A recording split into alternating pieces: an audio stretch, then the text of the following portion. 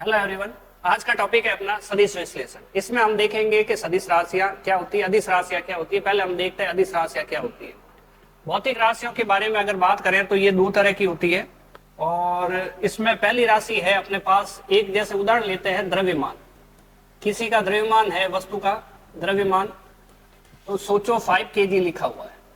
और अगर यहीं पे हम बल की बात करते हैं तो सोचो F बराबर 20 न्यूटन पूर्व में लिखा हुआ है। अब यहाँ पे दो चीजें हैं। यहाँ पे ये जो संख्यात्मक मान है इसे हम परिमाण कहते हैं। परिमाण कहते हैं, क्या कहते हैं? परिमाण कहते हैं। ये परिमाण क्या चीज होता है कि किसी मापन द्वारा प्राप्त की गई अगर कुछ है राशि तो उसका संख्यात्मक मान रहेगा। दूसरा ये रहेगा मात्रक, प्लस मात्रक।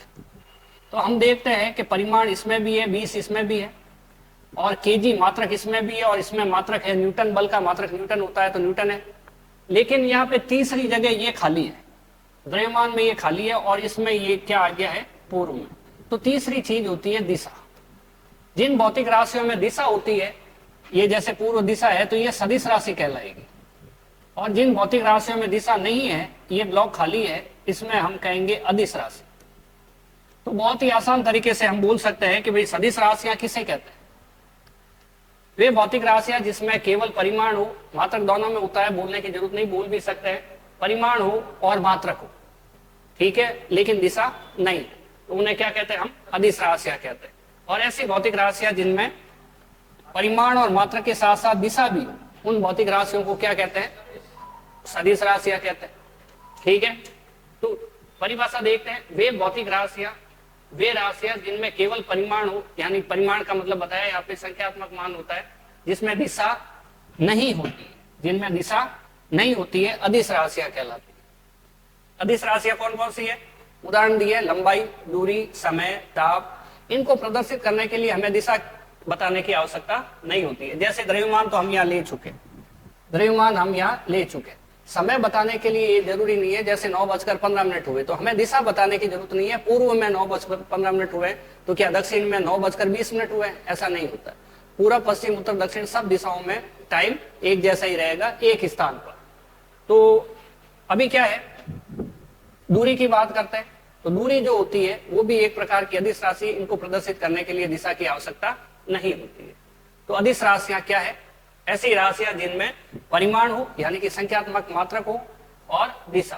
अगर बहुत शॉर्ट में बोलना चाहें तो अदिश राशियां वे होती है जिनमें दिशा नहीं होती है, और सदिश राशियां वो होती है जिनमें दिशा होती है। तो भौतिक राशियां यहाँ पे क्लासिफिकेशन कर सकते हैं। भौतिक राशि कौन कौन सी? एक सदिश और एक अदिश, दोनों देखेंगे। अदिश हम देख चुके हैं, उदाहरण लिखे हुए हैं, चाल, कार्य, ऊर्जा, शक्ति, दाब, ये सारी कैसी राशियां हैं? अदिश राशियां। नेक्स्ट टॉपिक है, ये टॉपिक है सदिश राशियां। सदिश राशियां कैसी, कौन सी होती है? तो उदाहरण लेते हैं हम, जैसे वापस F बराबर 20 न्यूटन पूर्व में। अगर ये 20 न्यूटन पूर्व में है तो यहाँ पे हमें तीन चीजें दिख रही है। ये जो 20 है इसको हम परिमाण कहते हैं। क्या कहते हैं? परिमाण कहते हैं। परिमाण एक संख्यात्मक मान होता है जो किसी मापन विधि द्वारा प्राप्त किया जाता है, ठीक है। दूसरा, ये जो न्यूटन है वो मात्रक है। ये क्या है? मात्रक है। हर भौतिक राशि का कोई न कोई मात्रक होता है। कुछ भौतिक राशियां मात्रकहीन भी है, विमाहीन भी है। ये जो दिखाई दे रहा है पूर्व, पश्चिम, उत्तर, दक्षिण या पूर्व पश्चिम, इस टाइप की कोई दिशा हो सकती है, इसको हम कहते हैं दिशा। जिन भौतिक राशियों में परिमाण होता है, मात्रक होता है और दिशा भी होती है, खास दिशा का है, दिशा भी होती है, उन्हें सदिश राशियां कहते हैं। अगर दिशा नहीं होती तो ऐसी राशियां अदिश राशियां कहलाती है, ठीक है। जैसे द्रव्यमान, भार, ये प्रदर्शित करने के लिए, द्रव्यमान को प्रदर्शित करने के लिए हमें दिशा की आवश्यकता नहीं होती है। समय को प्रदर्शित करने के लिए दिशा की आवश्यकता नहीं होती है। चाल एक अदिश राशि है, लेकिन अभी हम क्या पढ़ रहे हैं? सदिश राशि, जिनको प्रदर्शित करने के लिए दिशा की आवश्यकता जरूर जरूर होती है, ठीक है। बिना दिशा के कोई राशि सदिश नहीं हो सकती। तो यहाँ लिखा हुआ है, वे भौतिक राशियां जिनमें परिमाण के साथ साथ क्या हो? दिशा भी हो। अगर परिमाण के साथ साथ दिशा भी हो तो ऐसी राशियों को हम क्या कहते हैं? सदिश राशियां कहते हैं। उदाहरण लिया हुआ विस्थापन, वेग, त्वरण। एक उदाहरण लेते हैं हम कि हमारे पास एक बिंदु A है और दूसरा बिंदु B है। हम ये बता रहे हैं कि ए से बी तक विस्थापन क्या होगा। ए से बी तक की सीधी दूरी को हम क्या कहते हैं, विस्थापन कहते हैं। ये दूरी न्यूनतम दूरी होती है, सीधी दूरी होती है। अगर हम ए से बी जाना चाहते हैं तो ये रास्ता भी अपना सकते हैं और ये रास्ता भी अपना सकते हैं। ये जो दूरी है दूसरे पाथ की, सेकंड पाथ की, और ये फर्स्ट पाथ की, दोनों में से कम कौन सी है, फर्स्ट वाली कम है। अगर फर्स्ट वाली कम है तो इसको हम क्या कहेंगे, विस्थापन। कम से मतलब नहीं है, न्यूनतम से मतलब है, तो इसको हम कहेंगे न्यूनतम दूरी और इसी को हम कहेंगे विस्थापन। और इसके ये एक सदिश राशि है, इसकी दिशा प्रारंभिक बिंदु से स्टार्ट होती है और अंतिम बिंदु की और होती है। और ये जो दूरी है इसे हम दूरी कहते हैं। दूरी का मतलब होता है पथ की लंबाई। दूरी एक अदिश राशि है जबकि ये क्या है, सदिश राशि है। इसी प्रकार वेग एक निश्चित दिशा में होता है, त्वरण एक निश्चित दिशा में होता है। ये सारी राशियां विद्युत क्षेत्र की तीव्रता और सदिश राशियां, ठीक है। तो अदिश राशियां, कंक्लूजन ये है, अदिश राशियां वो होती है जिनमें दिशा नहीं होती है, सदिश राशियां वो होती है जिनमें दिशा होती है। ये टॉपिक है हमारे पास, सदिश राशियों का निरूपण किस प्रकार किया जाए, सदिश राशियों को प्रदर्शित किस प्रकार किया जाए। तो आसान सी बात है, सदिश राशियों को प्रदर्शित करने के लिए हम तीर के निशान का उपयोग करते हैं। सदिश राशियों को प्रदर्शित करने के लिए हम क्या काम करते हैं, तीर के निशान का उपयोग करते हैं। और तीर का निशान क्या बताता है, दो चीजें होती है इसमें। एक तो ये नॉक होती है, जो नॉक होती है वो क्या बताएगी, दिशा बताएगी। ये जो नॉक है वो क्या बताएगी, दिशा को प्रदर्शित करेगी। और दूसरा ये इसकी लंबाई है, तीर की क्या होती है, लंबाई होती है। ये परिमाण को प्रदर्शित करती है। परिमाण का मतलब संख्यात्मक मान कम है या ज्यादा। अभी और एग्जांपल देखेंगे। तो सदिश राशियों को किस प्रकार निरूपित किया जाता है, सदिश राशियों को तीर के चिन्ह से प्रदर्शित करते हैं। क्या सही है, क्या प्रदर्शित करते हैं, सही है। तो प्रदर्शित कर दिया, जिसमें दो बातें, लंबाई और तीर का निशान। जहां तीर की लंबाई सदिश के परिमाण को प्रदर्शित करती है।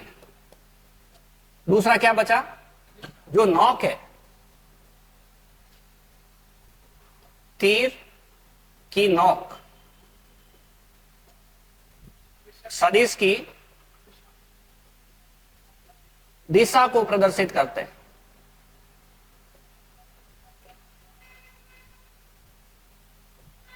दिशा को प्रदर्शित करता है, ठीक है। तो हमारे पास तीर का जो निशान होगा वो परिमाण को, और तीर का निशान दिशा को, और तीर की जो लंबाई है वो किसको प्रदर्शित करती है, ठीक है। तो इसके लिए सदिशों के लिए हमारे पास क्या होना चाहिए, दिशा होनी जरूरी है। दिशा होनी जरूरी है। तो इस मान लो ये वाला सदिश है हमारे पास F = 5 न्यूटन। अगर हमें F = 10 न्यूटन बनाना है तो हम F = 10 न्यूटन बनाएंगे इस तीर की लंबाई को डबल करके। ये हो जाएगा F = 10 न्यूटन। अब यहां ध्यान देने की दिशा है, बात है कि दोनों तीर एक ही दिशा में, केवल इनकी लंबाई में अंतर, ठीक है। तो दिशा अलग अलग बताई जा सकती है सदिशों की। ये F = 10 न्यूटन है ये भी, लेकिन इसकी दिशा क्या है, वो पूर्व की दिशा नहीं है, अन्य दिशा। अन्य में ये बीच में होने के कारण ये बोला जा सकता है उत्तर पश्चिम दिशा। क्या बोला जा सकता है, उत्तर पश्चिम दिशा, ऐसा बोला जा सकता है।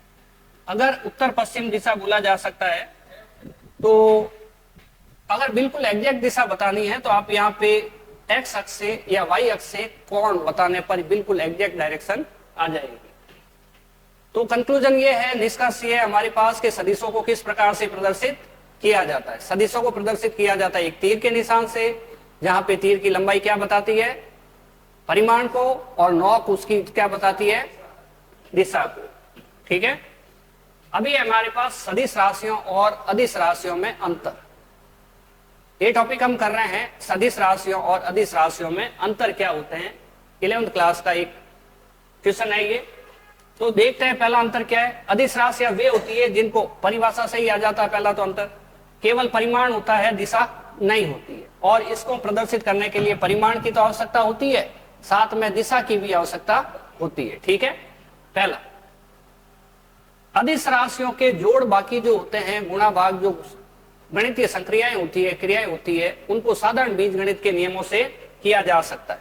ये साधारण बीजगणित, जैसे उदाहरण की बात करें तो 3 + 3 = 6 हो जाएगा, 7 + 5 = 12 हो जाएगा।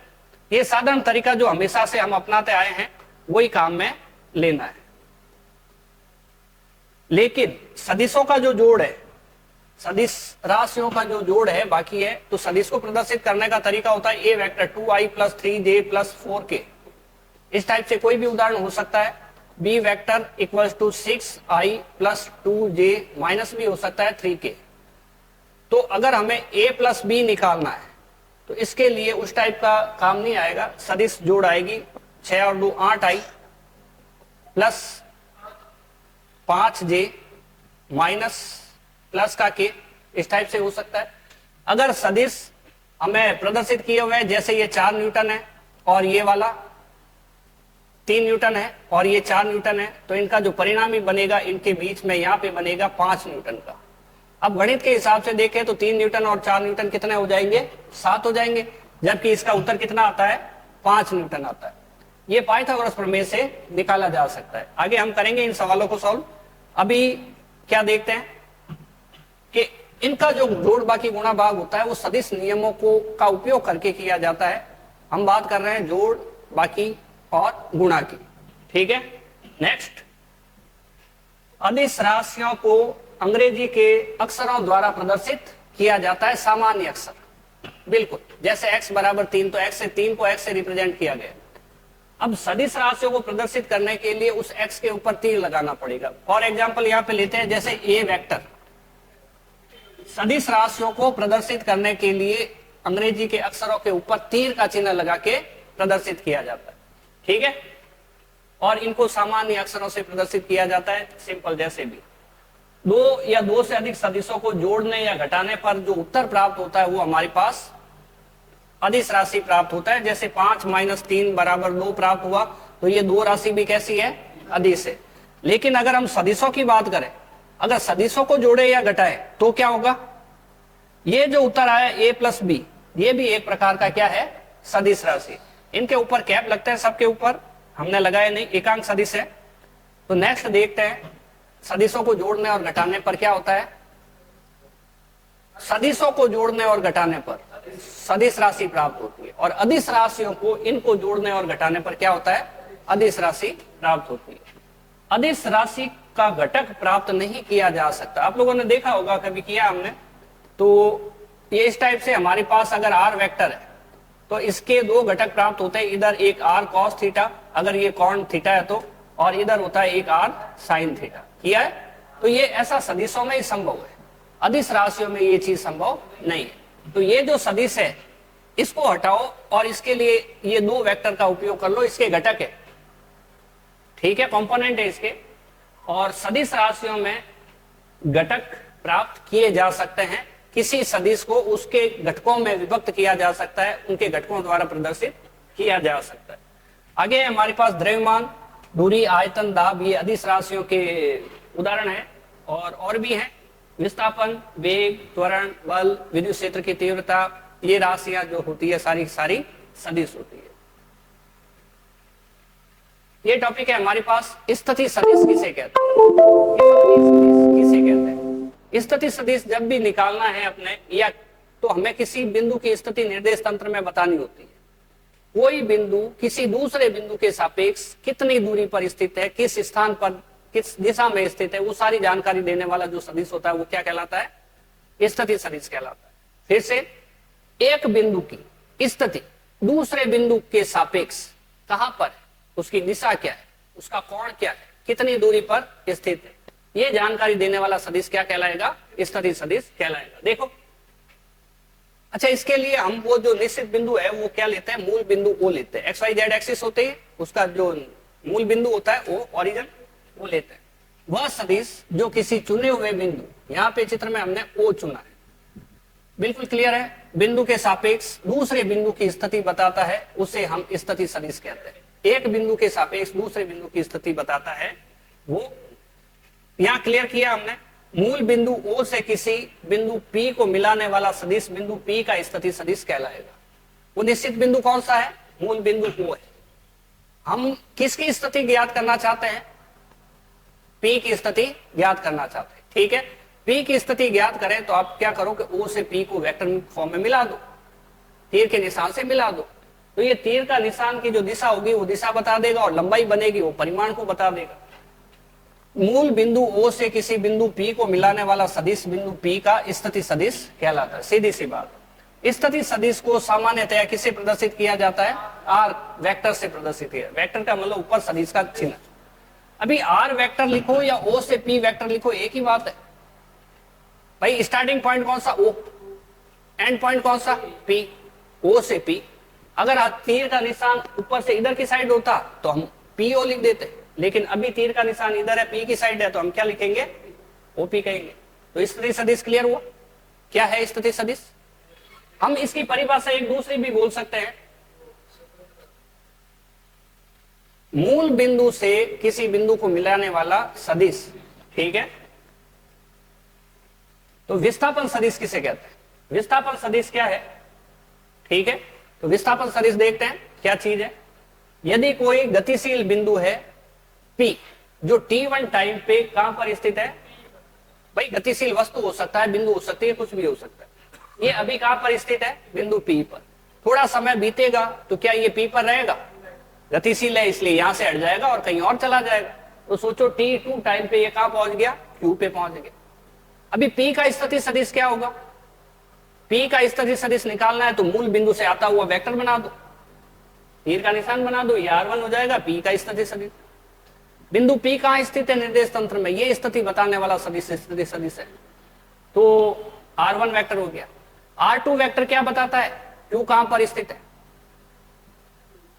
तो उसको मूल बिंदु से मिला दो। मूल बिंदु से मिला दिया। अब P और Q के बीच की स्थिति चाहिए तो P और Q को मिला दो। प्रारंभिक बिंदु कौन सा? P। अंतिम बिंदु कौन सा? Q। वो सदिश क्या कहलाएगा? विस्थापन सदिश कहलाएगा। यहाँ पे D क्या है? D बराबर विस्थापन सदिश। ठीक है क्या? D बराबर क्या है? विस्थापन सदिश। बात आगे समझ में। फिर देखते हैं, यदि कोई गतिशील बिंदु बिंदु हो या वस्तु हो, हम समझने के लिए बिंदु शब्द का उपयोग कर रहे हैं, तो समय t1 पर कहां है? बिंदु P पर है। चित्र में देखो बिंदु P पर है और थोड़ा समय बीता और टाइम क्या हो गया? t2 हो गया। उसके बाद वो कहां है? Q पर है।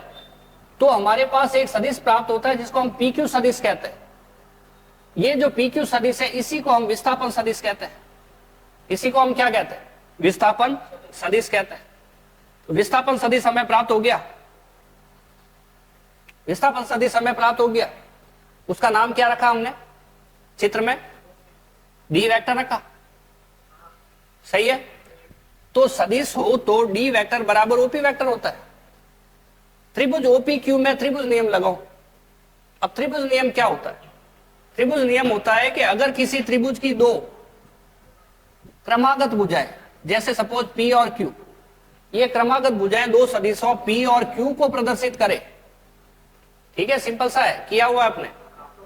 तो अगर किसी त्रिभुज की दो क्रमागत भुजाएं, मतलब एक के बाद एक आने वाली भुजाएं दो लगातार सदिशों को निरूपित करे, तो तीसरी उनके विपरीत क्रम में, ये देखो क्रम विपरीत हो गया, परिणामी सदिश R को प्रदर्शित करेगी, जो P vector plus Q vector होगा। और R क्या है? परिणामी वेक्टर।